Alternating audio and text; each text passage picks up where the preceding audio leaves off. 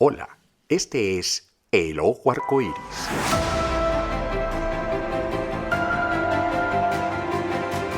El Ojo Arcoíris es una producción de El Ojo Nuclear y es un podcast dedicado a la exploración de la literatura o del cine que aborde la problemática gay masculina. Yo soy Mauricio Arroyave. Para este episodio los invito a que nos ubiquemos en Dakar, que es la capital del Senegal. Senegal, please. Oh. Senegal, please. Oh. Senegal, please. Supongamos que el país está conmocionado por la viralización de un video en el que un grupo de personas, cegadas por la ira, sacan un cadáver de su fosa. Es un video perturbador. En ese video se ve a una multitud arrastrando un cuerpo a medio descomponer. El cafán que lo cubre está esparcido en pedazos. El cafán es ese sudario con el que tradicionalmente son cubiertos los cuerpos de los musulmanes al morir. Pues bien, ese cuerpo, humillado, profanado, tratado sin la más mínima dignidad, es expulsado del cementerio. Dentro de los gritos de la multitud sobresale una frase en Wolof, que es el idioma local. Todos dicen Gor Jigen, Gor Jigen. Esa expresión, que espero haya sabido pronunciar más o menos bien, se dice en contra de las personas gay. Gor Jigen se traduce algo así en español como hombre-mujer. Ahora bien, ¿por qué tanta ira contra un cadáver?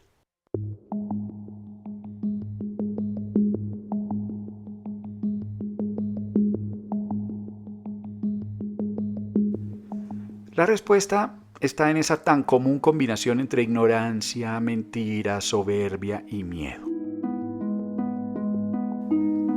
Para esa multitud, pero en general para toda la sociedad senegalesa, incluyendo las almas más religiosas y piadosas, una persona de la que siquiera se sospeche que es gay no merece estar enterrado al lado de otro musulmán. Los otros restos en el cementerio pudieron haber pertenecido a ladrones, asesinos, estafadores o lo que usted quiera. Pero aún así no merecen quedar manchados, dicen ellos, por un alma que haya amado o deseado a alguien de su mismo sexo. Si hay sospechas de que alguien en vida cometió lo que se conoce como ese pecado nefando, nadie querrá una tumba cercana a él o a ella. La familia del muerto tampoco querrá que sus antepasados estén junto a ese cadáver maldito. Si lo hacen, entonces se asume que ellos lo aceptaron. Y la sociedad les dice que también merecen repudio. Esa imagen tan aterradora de este video es la base de la historia de un libro bellísimo, inteligente pero duro, que se llama Hombres Puros.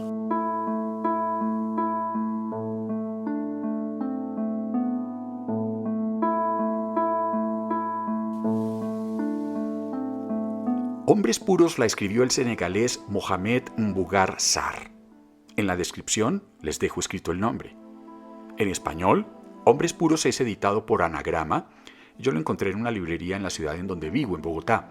Es un libro fácil de conseguir. Y sigo con la historia. El video del que les hablé llega a un profesor de literatura universitario que vive en Dakar. Su novia se lo enseña, está escandalizada. En un principio el profesor, quien ha internalizado esa homofobia de su sociedad y de su familia, piensa que es apenas lógico que eso le pase a un homosexual. Entonces, sin pensarlo mucho, asume que se lo merece, o que por lo menos no es un asunto para echarle mucha cabeza.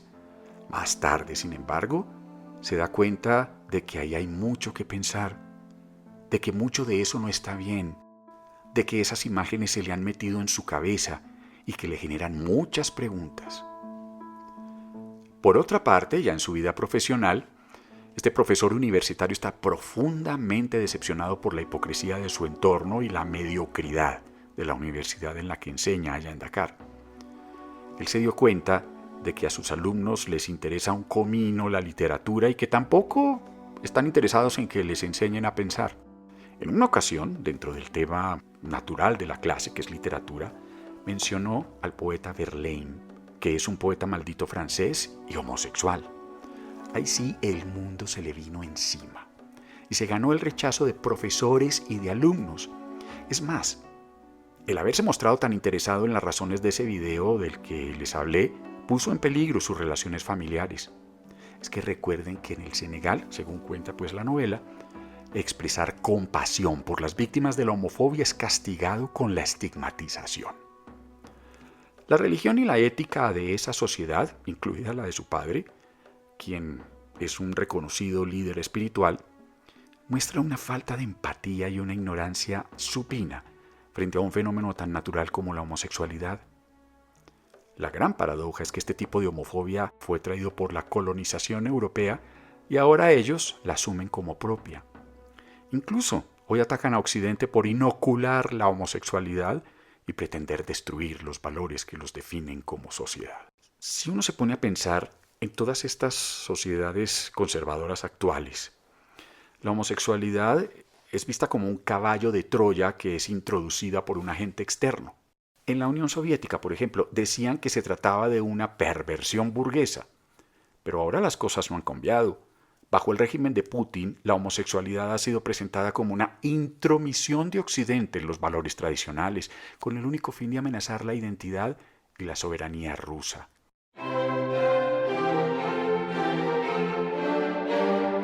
¿Se imaginan qué pensará Putin de figuras históricas como Tchaikovsky o el poeta Pushkin, o de 3 zares rusos de los que hay indicios de que fueron homosexuales? Estamos hablando nada menos que de Pedro el Grande, Catalina la Grande y Boris Godunov.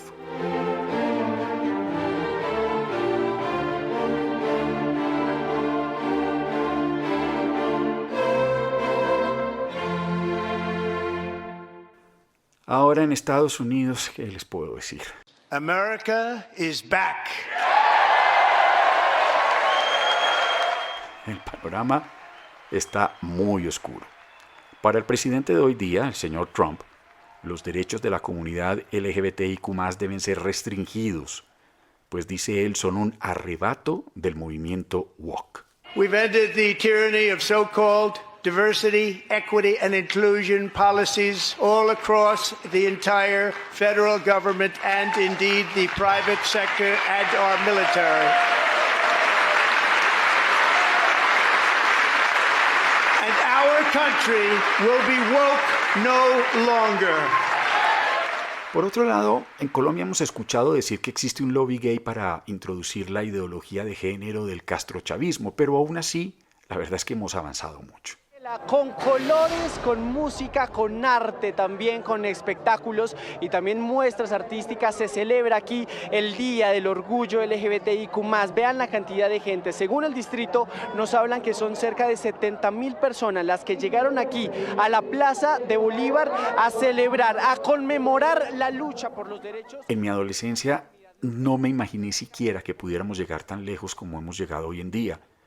No pensé que yo mismo estaría hablando públicamente de esto, que me podría casar y que tendría un esposo que llegaría a ser ministro de Estado. Por otro lado, el contexto en el que se desarrolla el libro Hombres Puros es el de un Senegal profundamente homofóbico. En este país africano la homosexualidad es ilegal y está penalizada por la ley, en algunos casos con la muerte. Esto sin contar los linchamientos y los asesinatos por mano propia consentidos por las autoridades civiles y religiosas. La vida cotidiana de las personas LGBTIQ+ en este país es un infierno.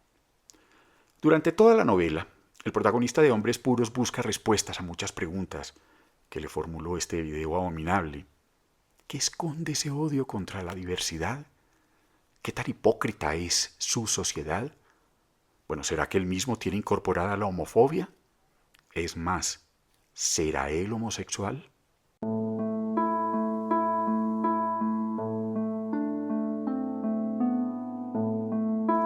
Este libro me hizo pensar mucho en los efectos psicológicos que sufrimos las personas que hemos sido atacadas físicamente o matoneadas, como en mi caso, por nuestra condición homosexual. Son efectos psicológicos profundos y duraderos. Hay un impacto muy fuerte en la autoestima, con sentimientos de inferioridad, culpa o vergüenza, incluso aunque sepamos que no hemos hecho nada malo. Pienso en la ansiedad o la depresión, así como ese estado que uno tiene de hipervigilancia constante porque es difícil quitarnos de la cabeza esa sensación de que tenemos que estar alerta por posibles agresiones.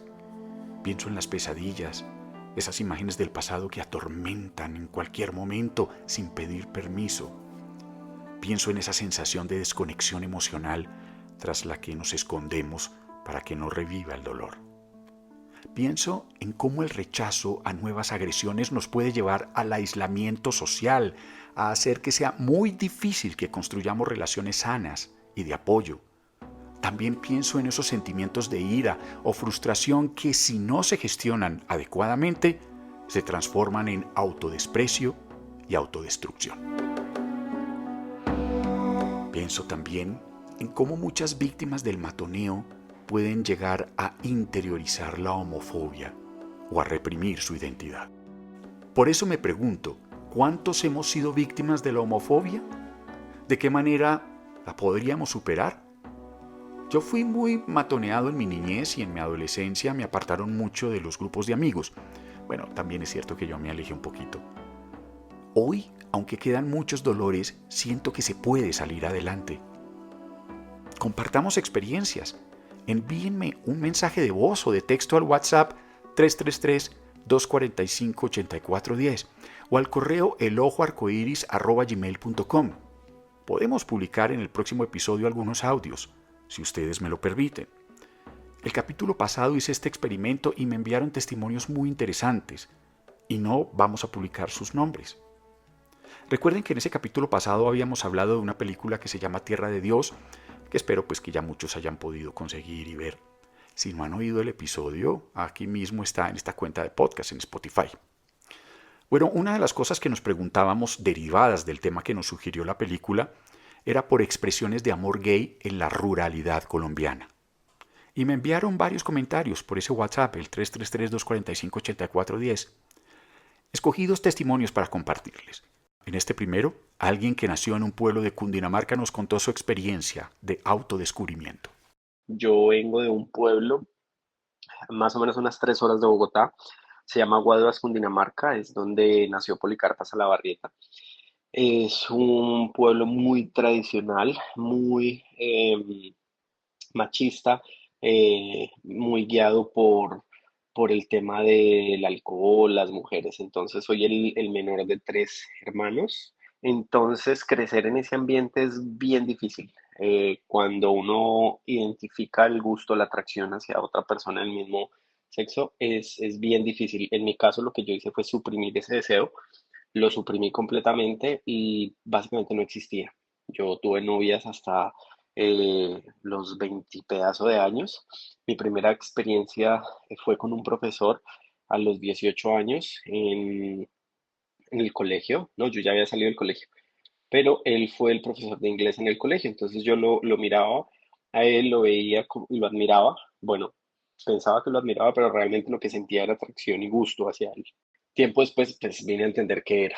Ya luego, después de eso, entré a la universidad, salí del pueblo y por cosas de la vida nos encontramos y ahí surgieron las cosas. Entonces, perdí mi virginidad con él a los 18, muy grande. Entonces, suprimí todo ese deseo y todos esos pensamientos por miedo a la religión, por miedo a lo que mi familia pudiese decir, la aceptación, el pecado, son muchas cosas que están ahí y lo afectan a uno. Entonces, suprimí eso y seguí con novias hasta los 23, 24 y llegó un punto donde ya no podía más. Y comencé a ubicar como chats, en ese entonces eran como el Latin chat y todo este tipo de cosas, como buscando respuestas que nadie me podía dar, ¿sí? Y era muy curioso porque uno leía muchas cosas sobre temas de gustos, fetiches, que en ese momento me asustaban más y eso me llevó a seguir ocultando el tema hasta que llegó un momento que no pude soportarlo más. Busqué como una persona me guiara, entonces buscaba un perfil de personas mayores, yo era muy joven, y ahí encontré los saunas. Entonces ya comencé a ir a los saunas y para mí eso fue la locura porque ver ya personas en toalla y en bola reunidas, eso fue pues ya el tema del éxtasis. Comencé a frecuentar muchos saunas y dentro de todo ese temor de aceptación y todo ese tipo de cosas que suceden, también uno no está preparado, nadie le enseña a manejar una situación, y lo hablaba usted en el podcast sobre el tema del temor, de los miedos, y en el de dejarse querer y querer, entonces, y también hiere uno a personas muchas veces por el tema de simplemente tener sexo. Entonces, sí fui muy, lo que hoy en día se conoce como ghostear a la gente. Después de eso ya comencé como a entender muchas cosas. Llegó un momento que hablé con mi mamá y ya fue, pues eso era como para lo más importante para mí en ese momento. Mi papá hablé con él ya mucho tiempo después, yo ya tenía como 30 y pedazos, o sea, él me imagino que lo sospechaba, pero nunca fue una confirmación. Él me dijo que lo único que no quería era que su hijo se vistiera de mujer, que por favor no lo fuera a hacer y que cuando fuese al pueblo no fuera a llevar a nadie. Entonces yo le dije, pues realmente no me gusta, pero respeto a la gente que lo gusta y que lo hace. Y realmente pues uno no vive del que dirán. ¿M? Ya pues una persona independiente es de respetar. Pero bueno, eso es como un poco de mi historia. Vuelvo y reitero que soy fan de su podcast. Un abrazo fuerte desde Cali. En este otro testimonio, un amigo nos dice que en medio de un contexto rural colombiano que puede ser hostil, dos personas sacaron adelante su vida como pareja. Sí, quiero compartirte una experiencia de unos amigos campesinos de mi región que han logrado superar con creces todos estos límites que impone la sociedad y más en el campo, y que han podido abrir su espacio de continuar siendo campesinos, de cultivar, de tener su ganado, de arriar sus vacas y de estar en un contexto campesino los dos. La ruralidad siempre ha sido difícil en Colombia y creo que en muchas partes. Realmente la vida rural es muy compleja, muy complicada y no tan idílica como cuando la vemos y queremos buscar una casa en el campo para ir a vivir. Ojalá fuese así de sencillo. Ahora, antes de irnos, quiero volver a Hombres Puros. Decirles que es una obra muy bella. El argumento está muy bien expuesto desde el principio hasta el fin y quedé atrapado. Tiene una narrativa poética y una introspectiva de gran calidad, entre otras cosas muy buena en la traducción, y combina una prosa lírica con una crítica social incisiva. Presten mucha atención a varios momentos de ese libro. Por ejemplo, la conversación del profesor universitario con su padre, preguntándole qué haría con un hijo homosexual. El sermón de un imán en una mezquita exponiendo su opinión sobre ese video del que les hablé. Las conversaciones de nuestro protagonista con su novia o con la madre de el cadáver profanado y con un hombre conocido por su amaneramiento que ha logrado sobrevivir a semejante infierno. Y saben, hay una cosa que también me impactó, la voy a confesar. Recién empezaba a leer, a contar en la novela pues del video. Yo asumí que la víctima había sido en vida homosexual, pero la verdad es que la novela nunca lo dice. Solo llegué a asumirlo porque ese había sido el veredicto social. Puede que lo fuera, puede que no. Puede que solo haya sido víctima de un juicio lleno de suposiciones como suelen serlo los juicios de las masas. Y ahí me di cuenta cómo sigo equivocado y cómo tengo que romper muchos estereotipos que he aprendido. Hombres Puros es una novela corta de 190 páginas, pero logra una profundidad emocional significativa. Aborda con inteligencia temas complejos con una belleza literaria notable.